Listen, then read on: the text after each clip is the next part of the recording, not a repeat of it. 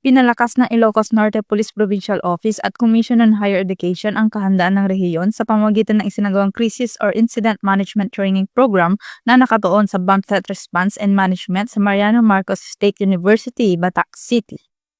Layunin ng pagsasanay na madagdagan ang kaalaman ng mga kinatawan mula sa iba't ibang universidad sa Region 1, 2, 3 at CAR upang matiyak ang mas mabilis at maayos na pagtugon sa banta ng bomba sa mga institusyon. Nagbigay ng mensahe si Police Colonel Jomar Q. Labiano, Provincial Director ng Ilocos Norte Police Provincial Office, hinggil sa sama-samang responsibilidad upang maging handa sa anumang krisis. Pinangunahan naman ni Dr. Shirley C. Agrupis, kinatawan ng CHED, ang pagsasanay na nagbigay daan para sa mas malawak na pakikipag-ugnayan sa pagitan ng akademya at mga law enforcement agencies. Pinuri rin ni Police Colonel Labiano ang aktibong partisipasyon ng mga delegado mula sa iba't ibang universidad at binigyang diin ang kanilang mahalagang papel sa pagbabantay sa seguridad ng mga paaralan.